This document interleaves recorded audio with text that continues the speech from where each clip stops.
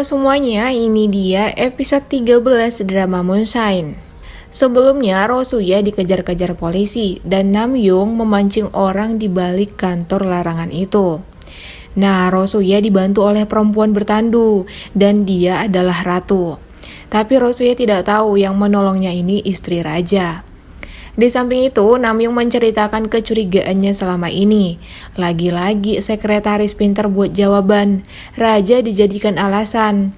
Jika Namyoon terus menggali kasus ini, sama saja melawan raja.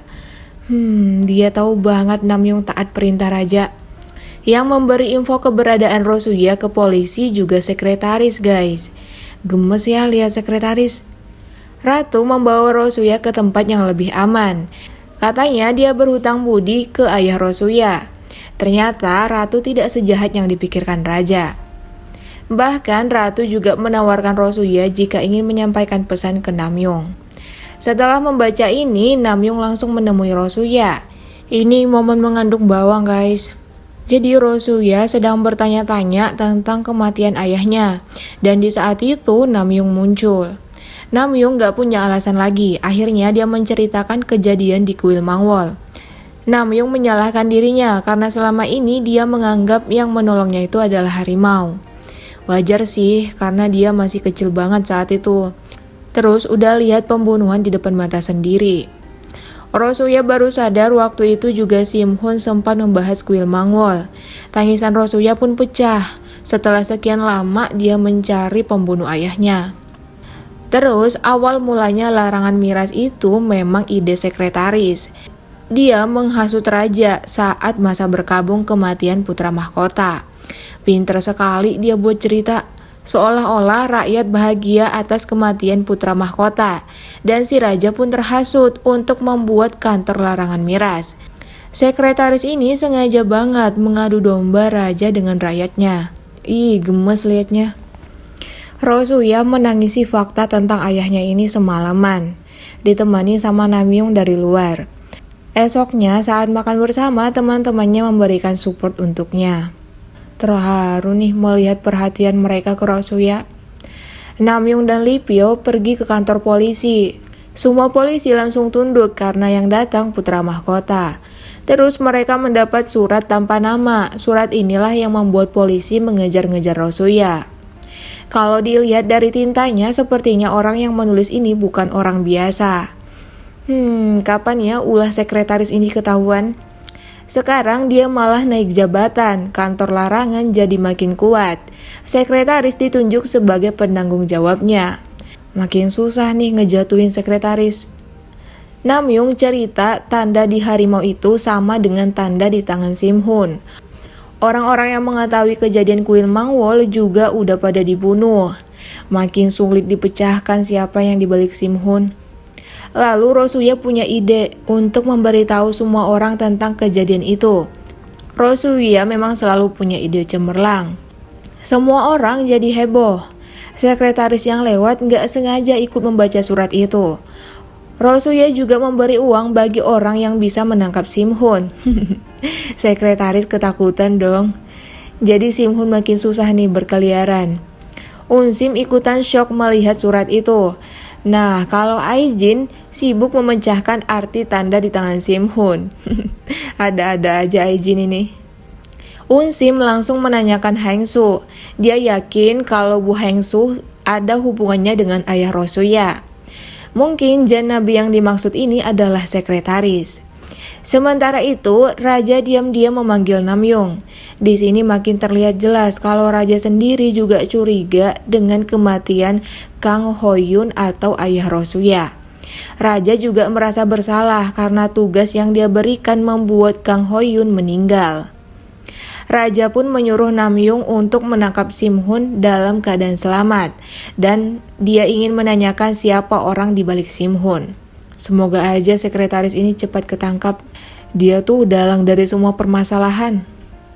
Rosuya memberi upah kepada orang-orang yang menyebarkan suratnya dan salah satu suruhannya adalah anak buah Sangmok yang berharap Sangmok juga ditemukan. Akhirnya surat ini juga sampai ke Haisu dan Sangmok. Nah, ada adegan so sweet tipis-tipis nih dari Namyoon dan Rosuya. Kantor larangan sibuk mengejar orang-orang yang menyebarkan surat, sampai mereka nggak sadar ada Rosuya yang jalan-jalan santai. Simhun mendatangi sekretaris di kuil Mangwol. Simhun nggak tahu punya rencana apa, tapi kali ini dia ingin menawarkan dirinya menangkap Namyoon dan Rosuya. Kemudian ada pelayan raja yang memberitahu pertemuan raja dengan Namyoon. Sekretaris langsung punya rencana jahat. Sepertinya dia akan membuat obat racikan sendiri untuk membuat raja mati perlahan. Aduh, kasihan banget si raja. Aijin udah latihan nih mau jadi istri Lipio, sampai dia merasa sesak nafas. Lalu saat Aijin jalan-jalan di sekeliling istana, dia tidak sengaja melihat kepala militer bicara dengan pelayan ratu. Mereka berdua bicara tentang racun yang ada di kamar selir yang meninggal itu, guys. Aijin langsung lari, tiba-tiba Lipio muncul, jadi selamat deh Aijin dari kejaran. Lipio penasaran apa yang didengarkan Aijin. Terus selir Li datang ke tempat Aijin. Yang keluar Lipio. Ini adegan lucu banget. Selir Li senyum-senyum melihat putranya nyamperin calonnya.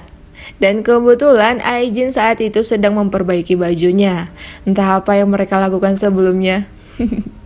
Mimin suka nih lihat makan bersama Rosuya and the gang. Ada aja tingkah lucu mereka.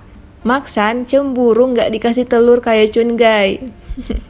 Haisu dan Sakmok sepertinya berhasil kabur dari pabrik itu. Mereka minta tolong dengan salah satu penjaga yang ingin menangkap Simhun juga.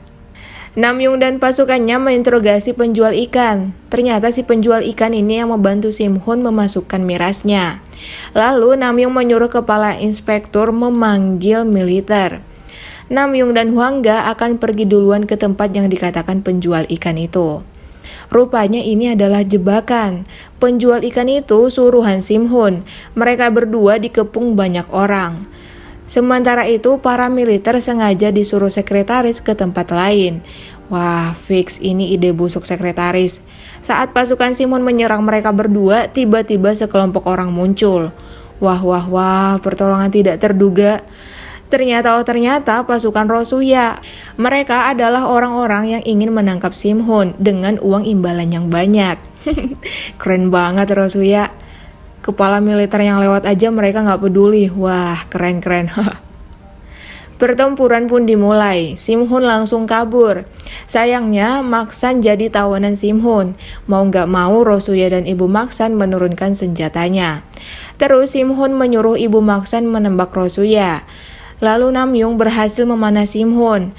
Si Simhun mau menusuk Rosuya, namun dihalangi Ibu Maksan. Sedih dan buat terharu. Namun Namyoon langsung mengejar Simhun sampai ke tepi jurang. Simhun sama sekali tidak mau bilang siapa orang yang menyuruhnya. Di samping itu, Ibu Maksan menyuruh Rosuya mengikuti Namyoon. Dengan berat hati nih, Rosuya meninggalkan Ibu Maksan yang sedang sekarat. Momen Ibu Maksan dan putranya ini buat mewek guys. Kasiannya Ibu Maksan jadi korban dari semua ini. Di akhir episode ini, Namyoon dan Simhun berkelahi.